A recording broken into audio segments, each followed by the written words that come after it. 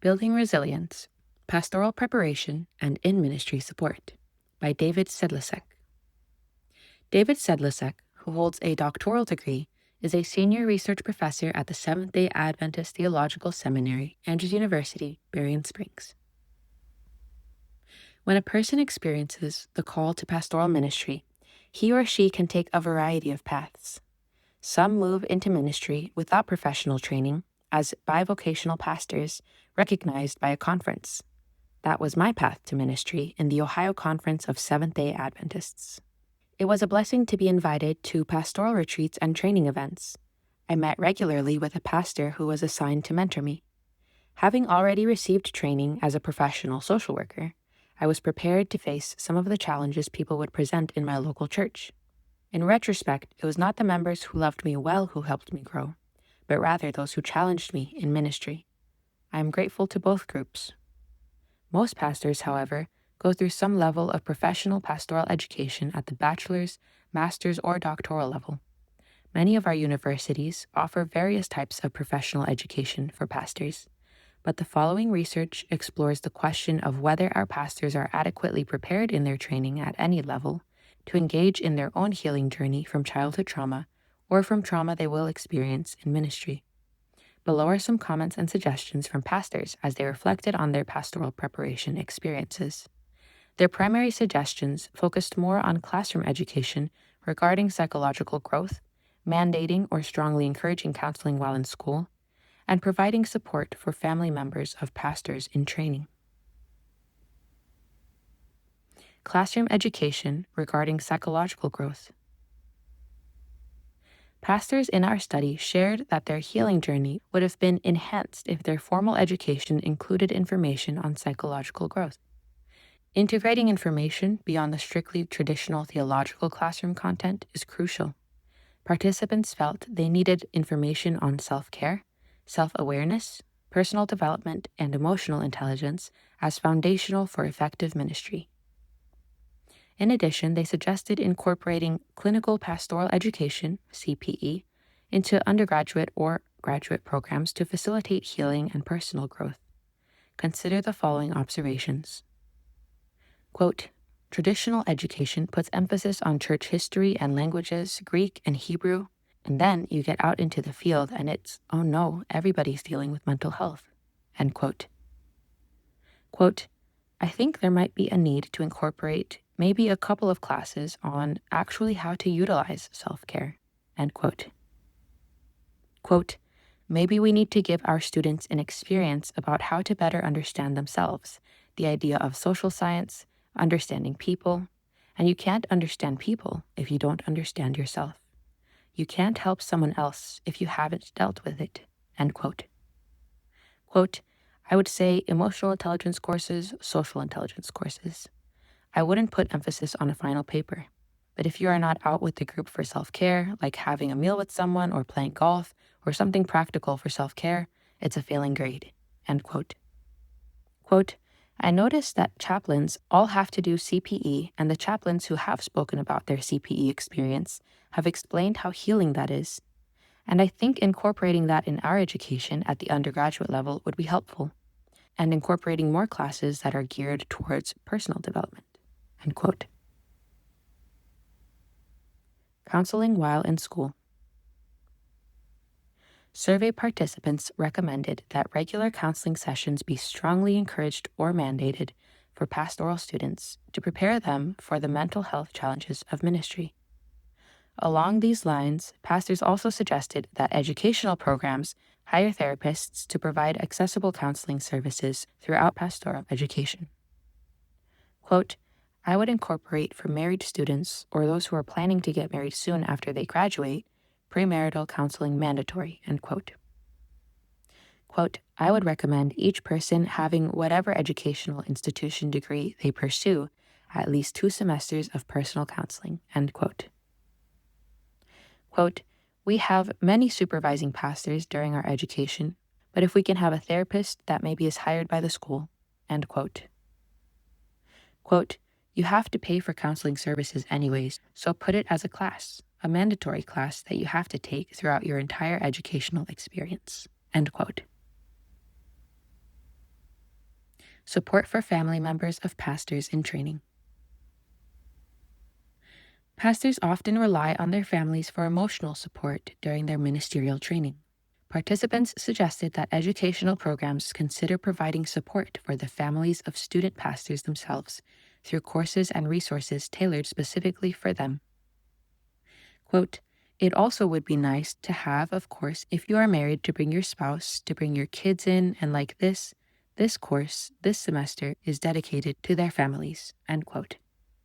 Quote, maybe in the future, they could offer some kind of help for families. My wife would say that she was called to ministry too, but my children weren't called to ministry.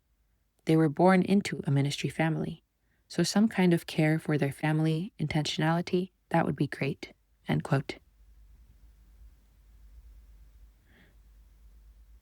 Support for pastors in the field. Participants also offered these suggestions for bolstering support for pastors in the field to lessen the burden of trauma. Supporting mental health work.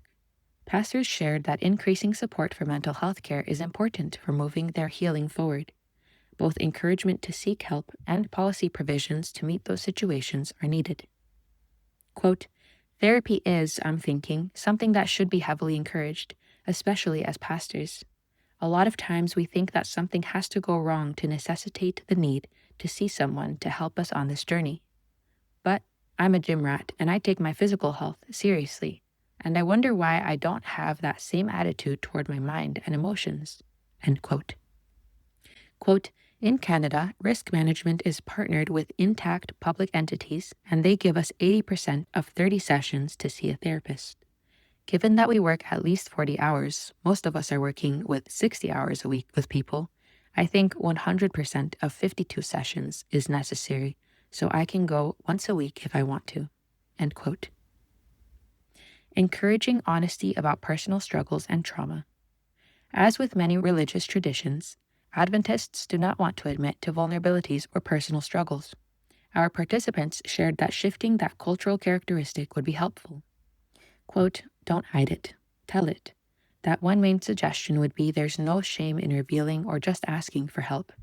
I'm struggling with something, end quote. Quote, but if we are suffering and we're willing to talk about it, that means, when we suffer, we all suffer together. When one is honored, we all rejoice. We can actually know where people are struggling, if we're willing to let people know where we're struggling, end quote. Quote, we would need to have an honest conversation about trauma, not just with the ministers, but with our people in our churches. So it's a challenge for us to talk about getting help. How do we make church healthy? End quote. Increasing proactive, intentional, and systematic support from the conference. While pastors often act quite independently in the field, our participants shared their need for their conferences to be more proactive in providing support. Quote, I think directors, presidents, administration need to be intentional about creating relationships with the pastors, end quote. Quote, we're not going to hear from the conference or anything like that unless the money's dipping or unless somebody's complaining. They only care about the people with money complaining. That's the reality, end quote. Quote, I think conference directors should be mandated that they have chaplaincy certification, end quote. Providing mentoring on a wider scale. Mentoring is typically lacking for all pastors, yet it is necessary for all, especially those just coming from the seminary. But for pastors with a history of trauma, mentoring is crucially important. One participant shared his recent experience with providing mentorship. Quote, he just got out of school. They put him in a nearby town, and he didn't know what he was doing, and someone had to take him by the hand. Someone had to show him how to do a funeral service. I'm serious. It's because he got out of that religion department at university and got thrown into this, and so he is totally without any support. And so what I did is, I invited him over to my office. I would say the most important thing for a pastor to have is an accountability partner, end quote. Connect regularly. Building from their own realities and experiences with trauma, pastors offered a number of recommendations to improve formal pastoral education, as well as ways to support pastors in the field. Recommendations include improving the content of their formal pastoral education to provide psychological and social work material that would give cognitive content not only to improve their own emotional intelligence, but also to offer ways of how best to connect with the real-life experiences of their church members. Survey participants also suggested that pastors and their families engage in personal and family counseling while they are in training. Pastors need to have safe places to be honest and authentic about their struggles, without fear of losing their jobs if the conference should learn about their struggles. Pastors long for conference officials to connect with them regularly, to see the needs they and their families have for emotional, mental, and relational care. The outcome is to build resilience so that pastors and their families will thrive in ministry and be better prepared for the inevitable challenges and trauma that will come. Recommendations. Many conferences contract with services such as the Ministry Care line of Kettering University that provide free remote counseling opportunities for pastors and their families. It is recommended that free local and remote professional counseling services for pastoral families be made available in every conference of the Worldwide Adventist Church. Kettering, along with church and individual camps and retreat locations, also provides retreats for pastoral families in need. It is recommended that the number of retreat centers be expanded or that a mobile retreat team be dispatched to various conferences to make the retreat services more accessible to pastoral families. Counseling for future pastors and their families needs to be required as part of pastoral education at the bachelor's and master's levels so that they can address the trauma they have already experienced. All seminary students must be required to have at least one clinical pastoral education (CPE) course as a part of their educational experience. The coursework for preparing pastors should be assessed, and trauma education should be integrated into several key courses at all levels. For bibliographical and biblical references on this article, and for much more content for pastors and church leaders, please visit ministrymagazine.org.